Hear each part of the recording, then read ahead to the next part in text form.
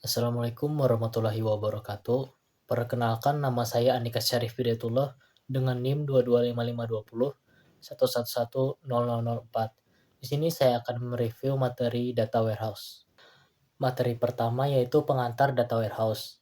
Data warehouse adalah sistem yang dirancang untuk menyimpan, mengelola, dan menganalisis data dalam jumlah besar dari berbagai sumber. Data ini diorganisir secara terstruktur untuk mendukung pengambilan keputusan bisnis. Berbeda dengan basis data operasional, data warehouse fokus pada analisis historis dan pelaporan, menggunakan konsep seperti ETL untuk memproses data sebelum disimpan. Dengan menggunakan data warehouse, perusahaan dapat menganalisis tren, membuat laporan yang mendalam, dan mendukung strategi bisnis yang lebih baik. Materi kedua yaitu arsitektur data warehouse. Arsitektur data warehouse adalah kerangka kerja yang mengatur cara data diolah, disimpan, dan diakses untuk analisis. Arsitektur ini biasanya terdiri dari 3 lapisan utama. Yang pertama, lapisan sumber data, tempat data dikumpulkan dari berbagai sistem. Yang kedua, lapisan integrasi, yang menggunakan proses ETL untuk membersihkan dan menggabungkan data. Dan yang ketiga, lapisan penyimpanan dan akses, berupa data warehouse tempat data disimpan secara terstruktur dan diakses oleh alat analisis atau laporan. Arsitektur ini dirancang untuk memastikan data yang konsisten, terorganisir, dan mudah digunakan oleh pengguna bisnis. Materi ketiga yaitu pemodelan data dalam data warehouse. Pemodelan data dalam data warehouse adalah proses merancang struktur data yang efisien untuk mendukung analisis dan pelaporan. Model ini biasanya menggunakan pendekatan dimensional modeling, yang terdiri dari tabel fakta dan tabel dimensi. Tujuannya adalah membuat data lebih mudah dipahami dan diakses oleh pengguna bisnis. Dengan pemodelan data yang baik, analisis menjadi lebih cepat, akurat, dan relevan dengan kebutuhan bisnis. Materi keempat yaitu proses ETL, extract, transform, dan load. Proses ETL adalah tahapan penting dalam data warehouse untuk memindahkan data dari berbagai sumber ke dalam sistem penyimpanan terpusat. Extract adalah tahap pengambilan data dari sumber asli, seperti basis data atau aplikasi. Transform adalah tahap membersihkan, mengubah, dan menyelaraskan data agar konsisten dan sesuai dengan format yang dibutuhkan. Load adalah tahapan memasukkan data yang sudah diproses ke dalam data warehouse untuk disimpan dan dianalisis. Proses ETL memastikan data yang tersedia akurat, terorganisir, dan siap digunakan untuk mengambil keputusan. Materi kelima yaitu data quality dan master data management. Data quality adalah konsep memastikan data yang digunakan dalam organisasi akurat, lengkap, konsisten, dan relevan untuk mendukung pengambilan keputusan. Data berkualitas tinggi meminimalkan kesalahan analisis dan meningkatkan efisiensi bisnis.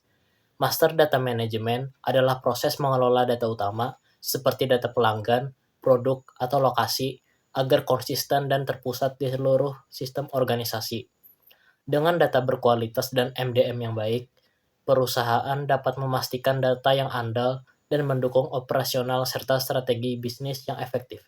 Materi keenam yaitu OLAP, Online Analytical Processing. OLAP adalah teknologi yang digunakan untuk menganalisis data dalam jumlah besar secara cepat dan interaktif.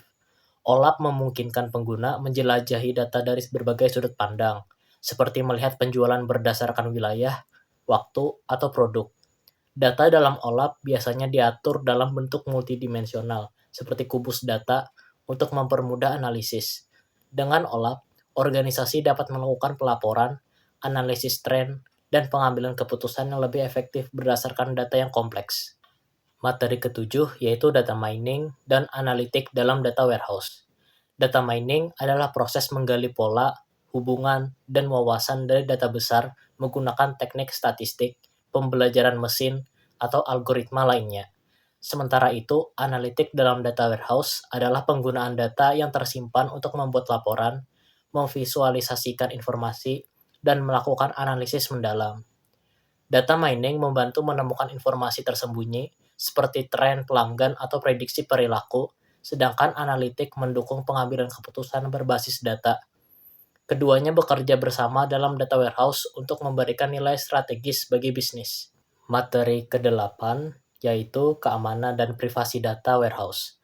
Keamanan dan privasi data warehouse adalah upaya melindungi data yang tersimpan dari akses tidak sah, pencurian, atau penyalahgunaan, sambil memastikan kepatuhan terhadap regulasi privasi. Langkah-langkahnya meliputi penggunaan enkripsi, kontrol akses berbasis peran, audit log, dan pemantauan aktivitas. Selain itu, kebijakan privasi diterapkan untuk menjaga kerahasiaan data sensitif, seperti informasi pelanggan atau keuangan. Dengan keamanan dan privasi yang baik, data warehouse dapat menjadi lingkungan yang terpercaya untuk mendukung analisis dan pengambilan keputusan. Materi ke-9 yaitu performance tuning dan optimisasi. Performance tuning dan optimisasi dalam data warehouse adalah proses meningkatkan kecepatan dan efisiensi sistem agar mampu menangani permintaan analisis dan pelaporan dengan cepat.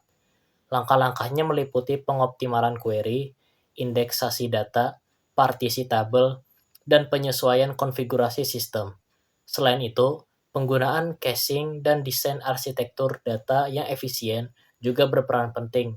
Dengan tuning dan optimisasi yang baik, data warehouse dapat memberikan performa maksimal, bahkan saat menangani data dalam jumlah besar. Materi ke-10 yaitu data warehouse dan big data.